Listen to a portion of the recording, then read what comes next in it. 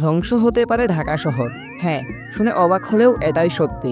ঢাকা শহরকে বলা হয় পৃথিবীর ঝুঁকিপূর্ণ শহরগুলির একটি।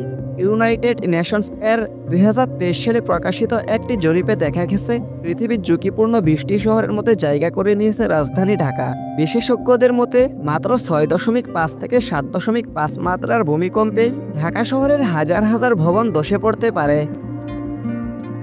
রাজক ও বুয়েটের যৌথ জরিপে বলা হয়েছে ঢাকা শহরের প্রায় ৭০% ভবন ভূমিকম্প সহনশীল নয়। অর্থাৎ বড় মাত্রার ভূমিকম্প হলে ঢাকা শহরের প্রতি ৩টি বিল্ডিংয়ের ২টাই ভেঙে যেতে পারে। ২০১৮ সালের এক রিপোর্টে বলা হয় ৭.৫ মাত্রার ভূমিকম্প হলে ঢাকা শহরের ৭২,০০০-এর বেশি ভবন ধসে পড়তে পারে। ১,৪৬৩ বর্গ কিলোমিটার আয়তনের এই জেলায় বসবাস করে ২,৫,১৭,৩৬১টি মানুষ, যা বাংলাদেশের মোট জনসংখ্যার ১২%-এর বেশি।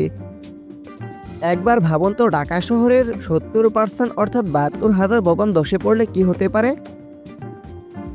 ঢাকা শহরে এমন কিছু এলাকা রয়েছে যেসব এলাকায় এক হাত দূরত্ব রেখে ভবন নির্মাণ করতে দেখা যায়।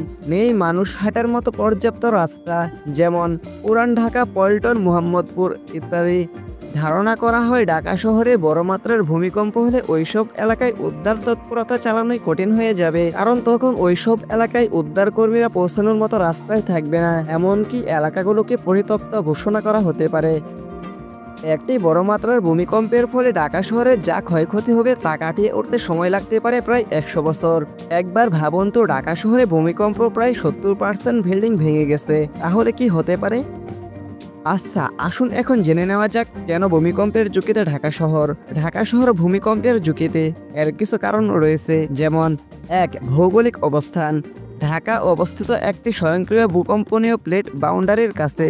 ঢাকা বাংলাদেশের মাঝামাঝি অঞ্চলে অবস্থিত হলেও এটি ৩টি প্রধান টেকটনিক প্লেটের সংযোগস্থলের কাছে অবস্থিত, যেমন Indian plate, Burma micro plate, Eurasian plate.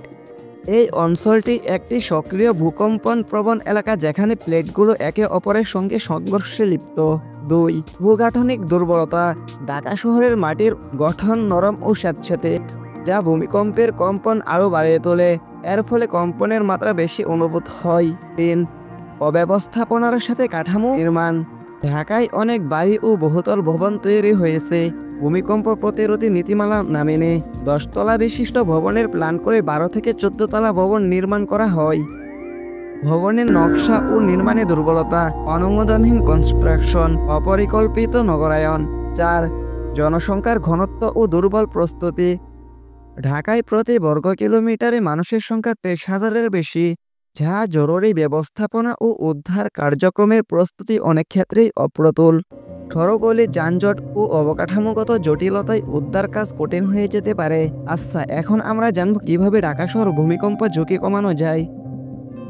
ভবন নির্মাণে ভূমিকম্প প্রতিরোধী নকশা বাধ্যতামূলক করা। বিএনবিসি অর্থাৎ বাংলাদেশ ন্যাশনাল বিল্ডিং কোড সব নতুন ভবনকে ভূমিকম্প প্রতিরোধী নকশায় তৈরি করতে হবে। ভূমিকম্প বিষয়ক আইন আরও শক্তিশালী করা উচিত। ২. পুরনো ও দুর্বল ভবন চিহ্নিত করে ঝুঁকি হ্রাস করা। ঢাকার অনেক পুরনো ও অবকাঠামোগতভাবে দুর্বল ভবন রয়েছে। এসব ভবনের স্ট্রাকচারাল অডিট করে ঝুঁকিপূর্ণ ভবনগুলোর মেরামত বা ভেঙে ফেলা উচিত। ৩. ভূমিকম্প ঝুঁকির মানচিত্র তৈরি ও হালনাগাদ। কোন কোন এলাকায় ভূমিকম্পের সময় বেশি ক্ষয়ক্ষতি হতে পারে তা নির্ধারণ করতে হবে। সেই অনুযায়ী এলাকাভিত্তিক পরিকল্পনা করতে হবে। ঢাকার প্রতিটি ওয়ার্ডে প্রাথমিক উদ্ধার দল গঠন করতে হবে। ৪. নগর পরিকল্পনা ও অবকাঠামো উন্নয়ন। প্রশস্ত রাস্তাঘাট, খোলা জায়গা অর্থাৎ ওপেন স্পেস, যেন ভূমিকম্পের সময় মানুষ নিরাপদে আশ্রয় নিতে পারে। অবৈধ ও অপরিকল্পিত স্থাপনা উচ্ছেদ করতে হবে। সচেতনতা বৃদ্ধি ও জনশিক্ষা। স্কুল, কলেজ ও অফিসে ভূমিকম্প বিষয়ক সচেতনতা কর্মসূচি চালু করতে হবে। জনগণকে শেখাতে হবে ভূমিকম্পের সময় কী করতে হবে। জানুন, প্রস্তুত থাকুন, বাঁচান জীবন। ভিডিওটি শেয়ার করুন, সচেতনতা ছড়ান। আর আপনি যদি আমাদের ভিডিওটা দেখে কিছুটা হলে উপকৃত হয়ে থাকেন, তাহলে কমেন্টে জানান ও পরবর্তী ভিডিও পেতে আমাদের চ্যানেলটিকে সাবস্ক্রাইব করে দিন।